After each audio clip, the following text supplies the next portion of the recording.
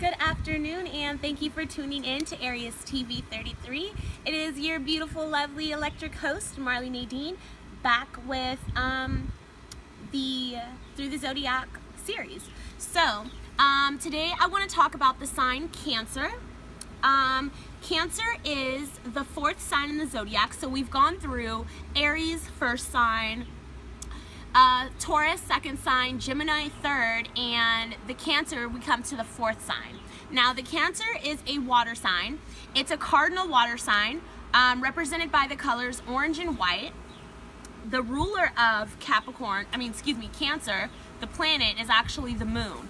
So it has to do a lot to do with emotions and things of this nature. The signs that are compatible with Cancer are Pisces and also Scorpio, the other water signs. Because usually when you have elements that are similar, it's easier to understand. But also on the opposite side of that, for like marriage and or business partnerships, I would say Capricorns would be a great match for Cancer. Okay, now, Capricorn is represented just in the regular zodiac from 1 to 12.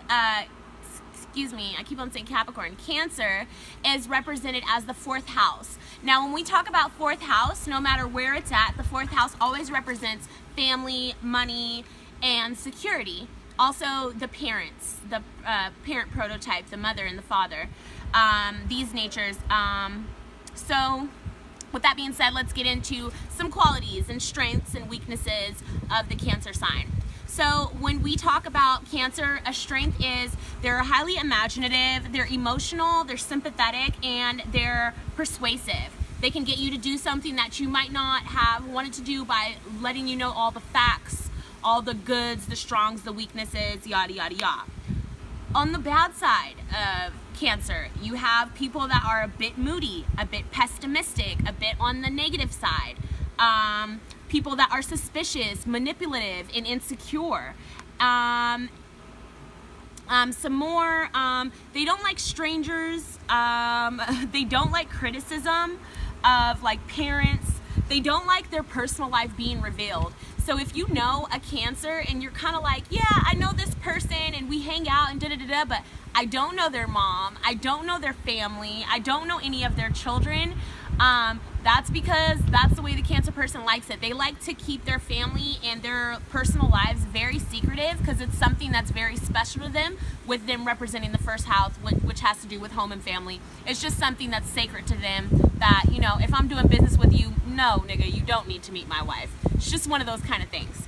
So, Cancers are deeply intuitive and sentimental, being that they're ruled by the moon, because they're extremely hard to get to know on a personal level. So like I said, you won't always know their families or their backgrounds or their history. So they're very guarded because they are so emotional.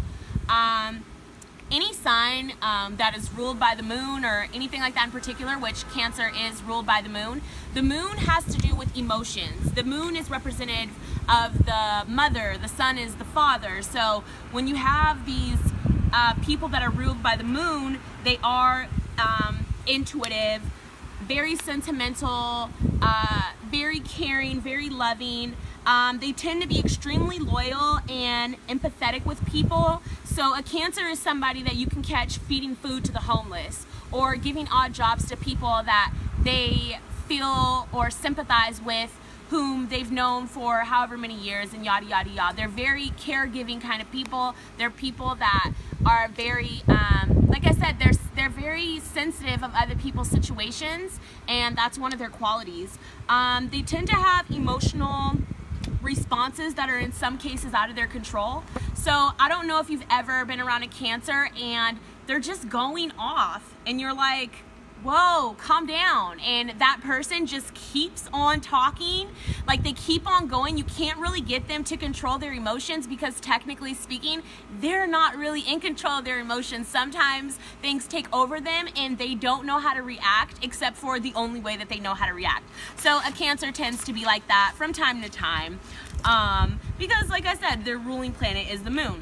Okay, in relationships, they're very supportive, but they don't deal with partners who are superficial. Like, if you're too materialistic and superficial and you got all these things, then they're like, I'm good on you, I'm cool. Or if you're too ambitious and you're just like, say for instance, you know the Cancer person has money or whatever, and you're trying to get with this Cancer person and they sense that ambition, they're gonna push away from you slowly but surely, because they don't want to necessarily hurt anybody, but they don't want to hurt themselves in the process either.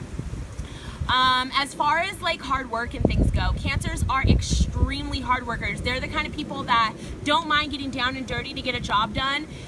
They're almost like that person at work where you tell your whole team, like, okay, we have to do this, we have to do that. There's gonna be some of them that are like, oh, this job fucking sucks when they leave or whatever. The Cancer person's gonna be the one in the group that's gonna be like, all right, they're gonna, you know, brace themselves and they're gonna get down and dirty and get to their job and get it done, because that's just the way they are. Like, they're really good at managing time, they're really good at managing money, so they're really good at being structured people if that's what they want to do. They easily attract money, and they're very resourceful. So I like to share like little stories that I have of people. So let's use my uncle for an example. I have an uncle who passed away years ago, but he was a Cancer. Everybody know he was a boss kind of person, but he was very particular on his family, very strict, very whatever. But long story short, to get to the resourceful part, he was resourceful and easily able to track money. So if there was anything that you ever needed, my uncle was kind of like that guy you go to. I once had somebody who was telling me a story about him, like, you know, he'll grab like a pink bike with the streamers on it in the trolleys, even though he doesn't need it, because one day somebody might need it. And then when somebody randomly asks for that pink bike with the streamers and the stuff, my uncle will be like, oh, you know what, matter of fact, I got one of those right now. So that was just something that I like to share. They're very resourceful, and they like to also invest their money and watch it grow day by day. So they're the kind of people to invest in things, invest in property, invest in cars, invest in clothes, or just whatever the case may be. But they're not superficial, they're hard workers, and you know, they're